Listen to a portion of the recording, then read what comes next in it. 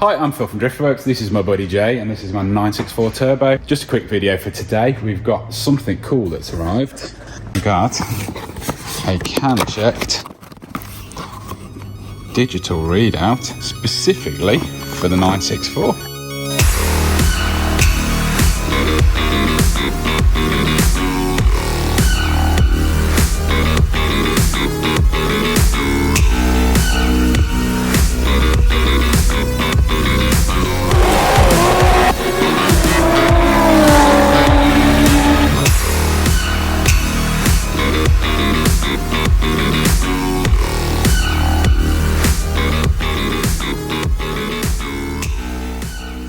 So yeah, Canchecked have made this super cool kind of direct replacement for me of the Speedo, which is pretty useless to me because it's in kilometers an hour. The only thing it does have is the odometer, which I think I'm going to lose. I might put behind the dash so it still ticks away. Not quite sure on that one yet. But anyway, they designed this, 3D printed a test piece for me.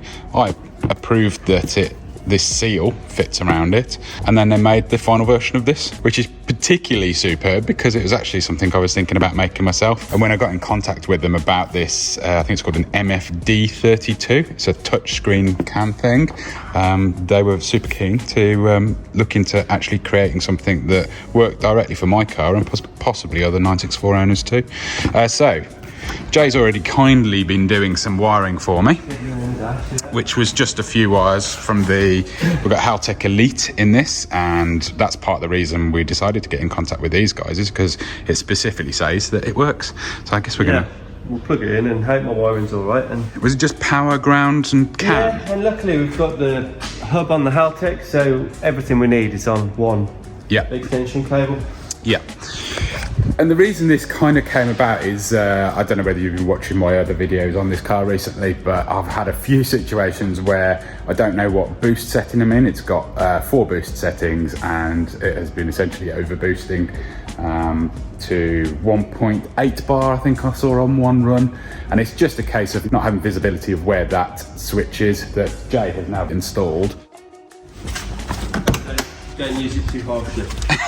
don't break the holder. I haven't actually done this myself yet. Oh, well, be careful. Oh, so yeah, now there is actually some visibility with what setting you're in on this, on the actual dial. It had none before, but now,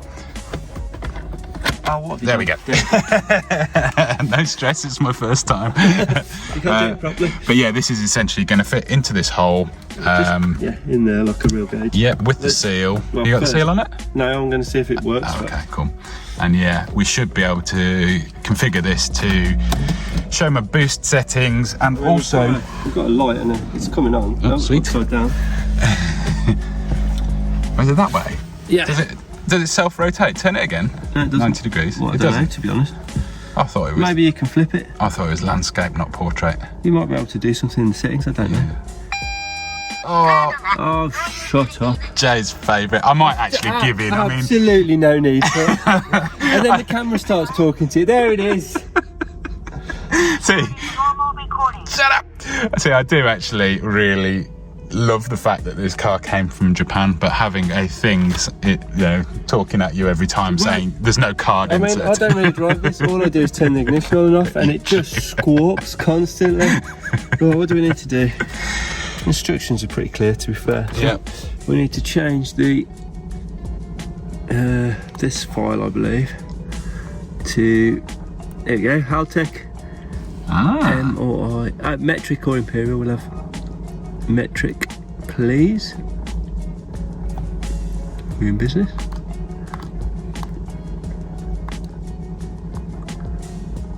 That's a pretty cool looking thing. It is. There we go.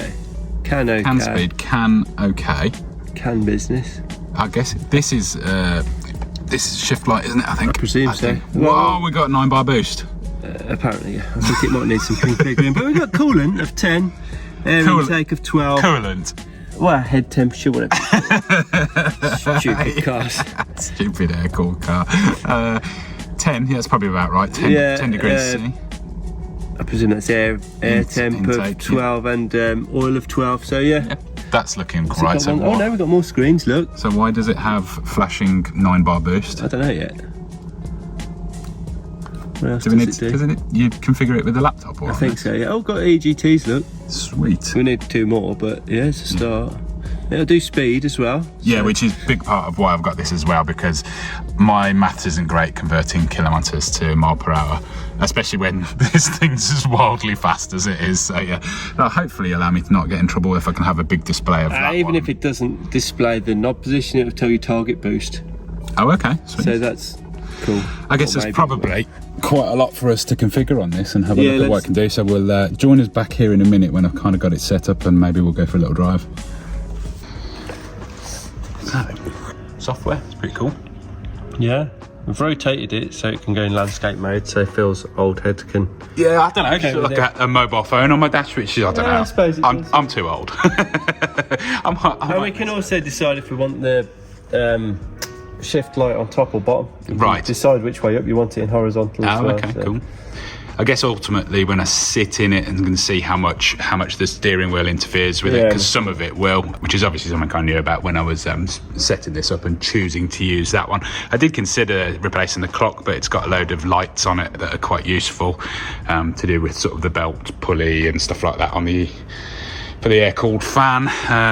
So yeah, this was a pretty good choice size-wise as well. It's slightly bigger than the clock, so it gave us the opportunity to fit this slightly bigger MFD32 version. Seals going on. Yeah. Seal the deal, Jay. I will.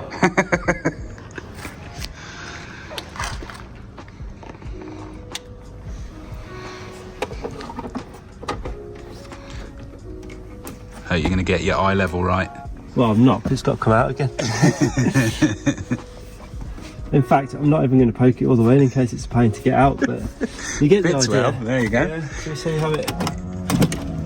Yeah, I think it's got the startup screen still in portrait, so the startup image, which I believe you can change, but yeah, there we go. And obviously I'm going to do plenty of messing about with what I want on there before we go for a drive, but now the car's back together and we're now experts in yet another bit of software. Wow, we've muddled our way to another software. Yeah. So this was supposed to be a very quick kind of 2-day of filming video on fitting the Canchecked to this car. Turned out to not be that way, and that's because of this.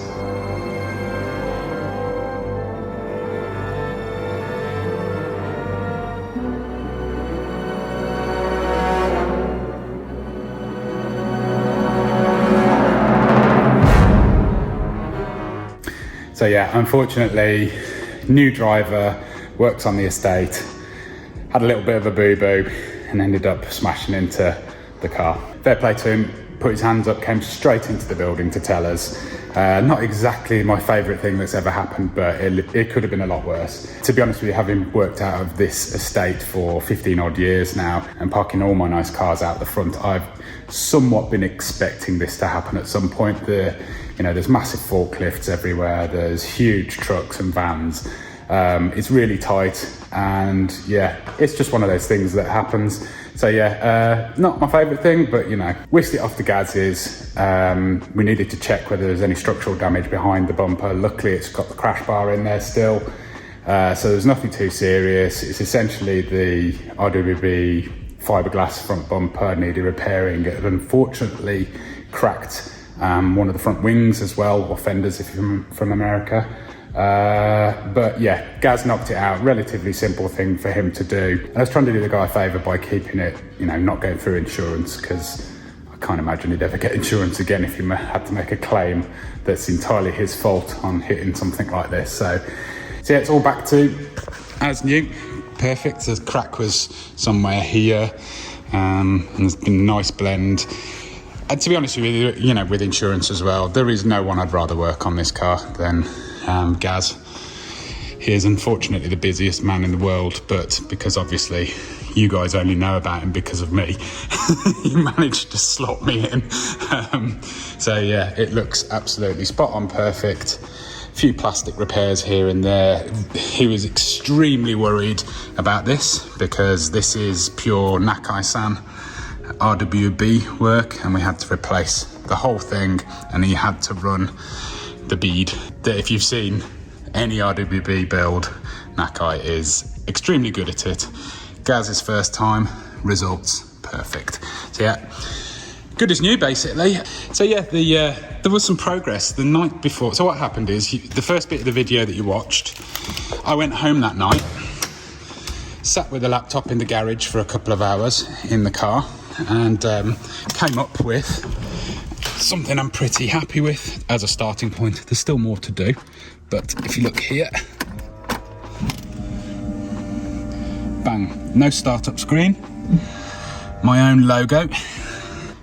So the boost that you see there now reads correctly. That's accurate, and the number that you see just below it is its boost position. So it's the number that the switch is on. I've got oil pressure and I've got speed set up here. This is just the primary screen that it loads with. I have got to fit a GPS sensor to this onto the Haltech to actually get that speed to display, because the speed sort of read off the back of the original Speedo into the Haltech before.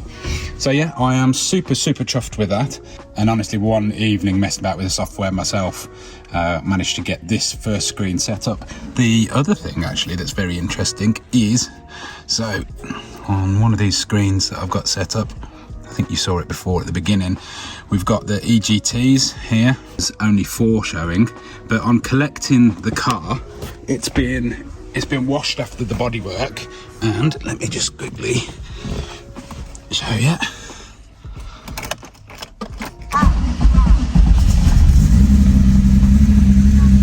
It's not running very well, and the reason, this is also why I'm in the process of fitting them to my Lambo. EGT gauges, superb. There's only 4 of the 6 showing, but you can very clearly see that something is up with number 3. So now I can basically go and pull number 3 plug, pull the core pack, and diagnose what the issue is. I don't need to worry about looking at any of the other cylinders, because I know that cylinder 3 is the one that doesn't have the correct temperature compared to the rest. So yeah, let's go and do that. Okay, my little misfire solved, and spent another 10 to 50 minutes Simply configuring this screen.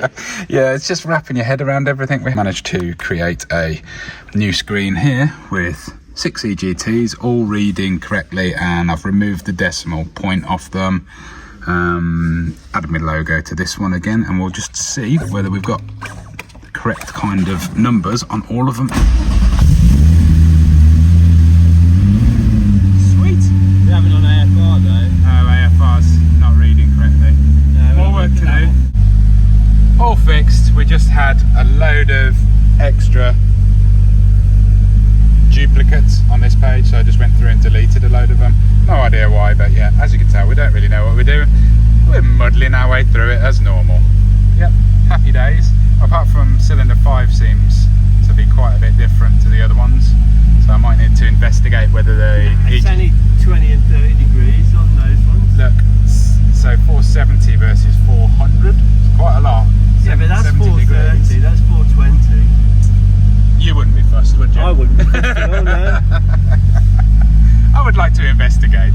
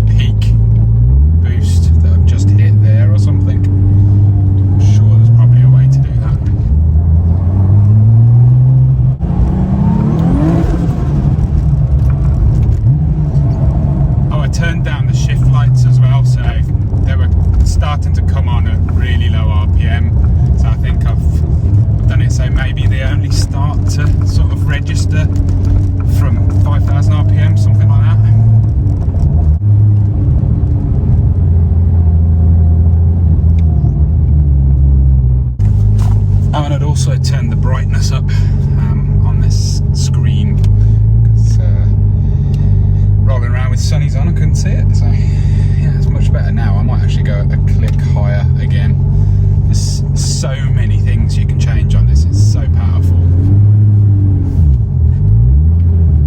You just have to kind of know what you're doing or muddle your way through it like we are. Just thought another thing that should be on the primary page, and that's voltage, especially as I've got electric power steering and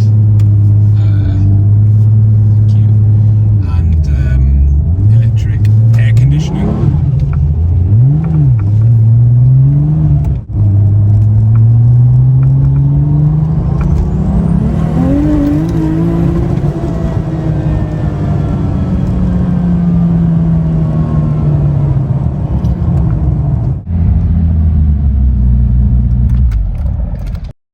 So yeah, sorry, not the most entertaining of test drives, but if you fancy it, you can go and check a load of old videos of me driving this in the proper fashion. That is hugely successful for me, apart from the obvious slight intermission of having the car damaged. But the Canchecked Gauge seems to be exactly what I hoped it would be, particularly with the 3D printed housing, because it just fits superbly. Getting my head around the software seems relatively easy, just requires a bit of time. I'm sure I'll be tweaking that a lot more, making some changes, even if it's just to colours and things like that as I go. But yeah, once I've got the GPS sensor wired into the Haltech in here, and that's reading on that display, this will be a hugely helpful tool to just keep an eye on things. So yeah, thanks for watching, and as always, thanks for shopping at driftworks.com. Even if it's just a t-shirt, I think we've got 2 964 turbo designs in the shop. Whatever it may be, it's all very much appreciated, and I'll catch you the next one. Bye.